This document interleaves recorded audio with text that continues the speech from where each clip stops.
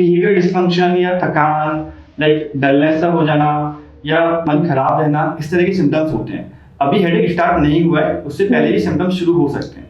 Sensory या motor area में हाथ या पैरों में सूनापन, नमनेस या कमजोरी सा लगना, या कुछ लोगों को बोलने में कुछ कठिनाई आना। माइग्रेन की हेडेक के साथ साथ कुछ एसोसिएटेड सिम्टम्स होते हैं, लाइक उन लोगों को तेज लाइट से या ब्राइट लाइट या सनलाइट, उनसे वो और बढ़ता है। बट हमेशा डल लैकिंग और लगता है कि बैंड लाइक सेंसेशन, कुछ दबा रहे हैं कुछ या बांध रहे हैं उस पे, इसका फीलिंग होता है उनको।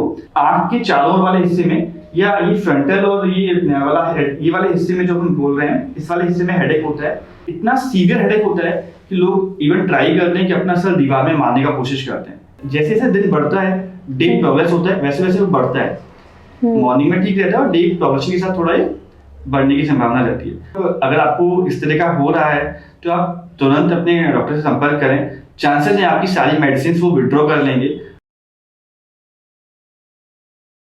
सर, अभी आपने एक टेंशन हेडेक का भी नाम लिया था। जी जी। तो ये टेंशन हेडेक क्या टेंशन की वजह से होता है? आजकल टेंशन बहुत लोगों को होती है, क्या ये वो है? टेंशन टाइप हेडेक जो हम बोलते हैं, मोस्टली ये ऑलमोस्ट पूरे सर में डल लैकिंग हेडेक, लाइक कंटिन्यूअस एक डिस्कम्फर्ट का सेंसेशन बना रहता है, उसको अपन टेंशन टाइप हेडेक बोलते हैं। और बिल्कुल सही, जैसा नाम से क्लियर होता है, इट्स यूजुअली बिकॉज ऑफ कोई ना कोई टेंशन या स्ट्रेस जो होता है उन कंडीशन में ज्यादा होता है। इनको डिफरेंशिएट ऐसे कर सकते हैं, इन लोगों में यूजुअली नॉजिया, वॉमिटिंग या जो फोटो और फोनो सेंसिटिव ने बताया था माइग्रेन में, वो इन सब में इतना नहीं रहता है। बट हमेशा डल लैकिंग और लगता है कि बैंड लाइक सेंसेशन, कुछ दबा रहे हैं कुछ या बांध रहे हैं उस पे, इसका फीलिंग होता है उनको। और इससे अपन टेंशन टाइप हेडेक को डिफरेंशिएट करते हैं। और नाम से ही स्पष्ट है, इट्स रिलेटेड टू टेंशन और लाइफस्टाइल स्ट्रेस। अच्छा, मुझे तो मैं ऐसे ही गेस कर रही थी कि क्या ऐसा सच में ये है? हाँ, डेफिनेटली। और एक sir cluster headache, cluster headache के बारे में भी सर बताइए। क्लस्टर हेडेक क्या होता है? ये थोड़ा अनकॉमन टाइप है। यूजुअली क्लस्टर हेडेक एक ग्रुप में आता है, ट्राइजेमिनल ऑटोनोमिक केफेल्जिया। जी। तो इनको हम जैसा कि ट्राइजेमिनल नर्व्स की वजह से स्टिमुलेट होते हैं, ये ऑटोनोमिक सिस्टम का इन्वॉल्वमेंट भी साथ में होता है इनमें। इनका सबसे कॉमन जो है वो क्लस्टर हेडेक है। इसके अलावा इसमें आते हैं सन सिटी और एक पैराक्सोनल हेमिक्रेनिया और हेमिक्रेनिया कंटिन्यूआ। इनमें सबसे कॉमन क्लस्टर हेडेक जो है, यूजुअली इसका एज ग्रुप होता है कि अराउंड मिडिल एज ग्रुप में होता है और मोस्टली ये मेल्स में होता है। अगर आप टेंशन टाइप हेडेक या माइग्रेन हेडेक को देखेंगे तो उनमें फीमेल्स में फ्रीक्वेंसी बहुत ज्यादा होती है। But cluster headache almost exclusively 9:1 का रेशो होता है लगभग इसका, मेल और फीमेल का रेशो।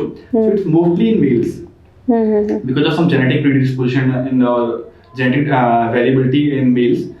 और इसका टिपिकल सिम्टम्स होता है कि ये आंख के चारों ओर वाले हिस्से में या ये फ्रंटल और ये वाले हिस्से में जो हम बोल रहे हैं, इस वाले हिस्से में हेडेक होता है और सडन सीवियर हेडेक होता है। बहुत छोटे टाइम के लिए, आधा घंटे से 1-2 घंटे तक का टाइम रहता है इसमें।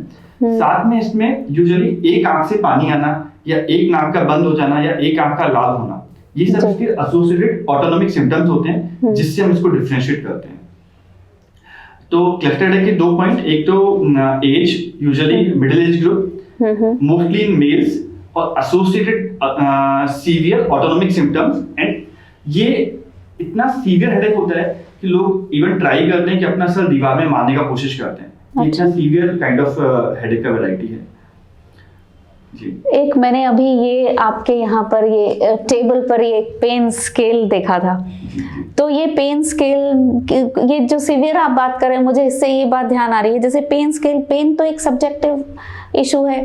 तो आप कह रहे हैं कि कोई किसी को हो सकता है ना कि पेन ज्यादा महसूस ही होता हो अपने आप ही। मान लीजिए क्लस्टर हेडेक में तो आप बोल रहे हैं ज्यादा पेन होता ही है, बट कई बार ये हो सकता है कि हेडेक उतना हो नहीं, पर कोई पर्सन ये सोचता है कि मेरा हेडेक बहुत ज्यादा है और मैं कुछ नहीं कर सकता, जबकि दूसरा सेम सिचुएशन में उसको मैनेज कर लेता है। तो हर एक डिफरेंट पर्सन्स का पेन के लिए सेंसिटिविटी जो होता है वो डिफरेंट होता है। कुछ लोग बहुत ओवर सेंसिटिव होते हैं पेन के लिए, कुछ अंडर सेंसिटिव होते हैं। बट ये एक क्लिनिकल एज वेल एज उनका सब्जेक्टिव फीलिंग होता है। उन दोनों को मिलाकर हम डिसाइड करते हैं कि उनको कितना सीवियर हेडेक है, कि क्लिनिकल एक्सप्रेशन कैसे हैं, उनके फिजिकल एक्सप्रेशन उनके कैसे हैं, या वो लोग कितना सीवियर बता रहे हैं, और बाकी सब चीजों से उनका मैच, बाकी सब जो एसोसिएटेड सिम्टम्स हैं उनसे उनका वो मैच कर रहा है या नहीं कर रहा है। उसकी बेसिस पर हम डिसाइड करते हैं कि उनको कितना सीवियर हेडेक।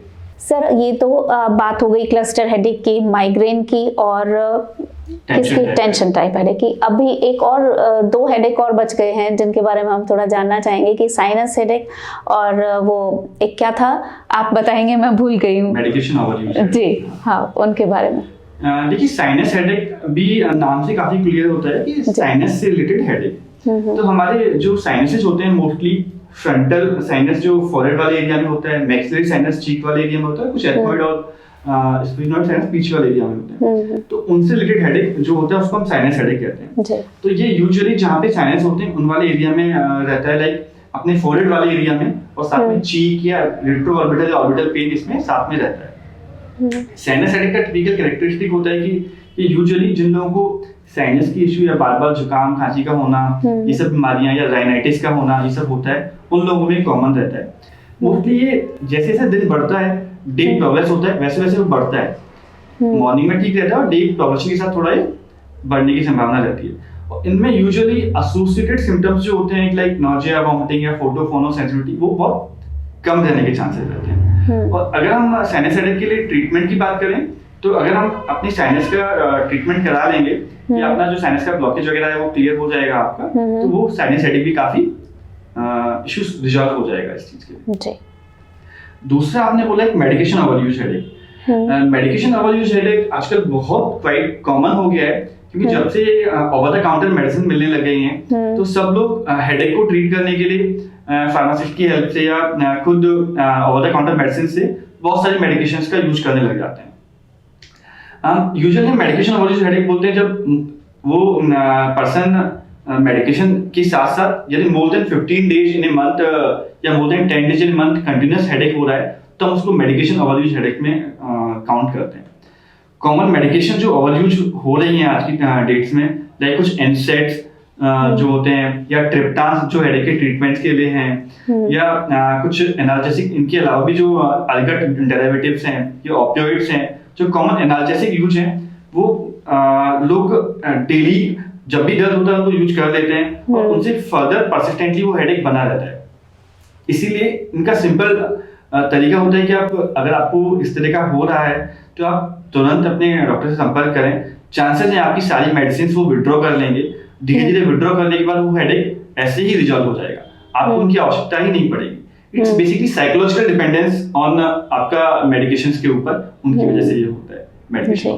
और फिर बॉडी को हैबिट भी हो जाती है, वही साइकोलॉजिकल डिपेंडेंस जो अपना हो रहा है और उसकी वजह से मोस्टली जो लंबर पंचर जिसको हम बोलते हैं, बेसिक पीठ के पीछे वाले हिस्से से एक छोटा सा पानी निकालने का टेस्ट होता है। वेगस नर्व स्टिमुलेशन एक नई टेक्निक आई है। यूजुअली कई बार बहुत एलोन रहते हैं, अलूफ रहते हैं, उनको भी हेडेक या एंजाइटी का इशू रहता है, तो बोलते हैं 35 या 40 इयर्स की बाद आजकल हमेशा रेगुलरली मंथली या once in a week BP check करा लेना चाहिए। वीडियो अच्छा लगा तो वीडियो को लाइक जरूर कीजिएगा और शेयर भी कर दीजिए। हेल्थ से जुड़ी ऑथेंटिक इन्फॉर्मेशन चाहते हैं तो आप हमारे चैनल को सब्सक्राइब भी कर सकते हैं ताकि आगे आने वाले सभी वीडियोस आप तक पहुंच सकें। आप हमसे इंस्टाग्राम, फेसबुक और ईमेल के थ्रू भी कनेक्टेड रह सकते हैं। इनके लिंक आपको डिस्क्रिप्शन में मिल जाएंगे। अगर किसी बीमारी के बारे में जानकारी चाहते हैं तो कमेंट सेक्शन में लिखना मत भूलिएगा। हम जल्द ही उस पर एक्सपर्ट से बातचीत लेकर आएंगे। आपसे फिर मुलाकात होगी, तब तक हंसते रहिए, मुस्कुराते रहिए और सेहत से जुड़ी बातें करते रहिए। नमस्कार।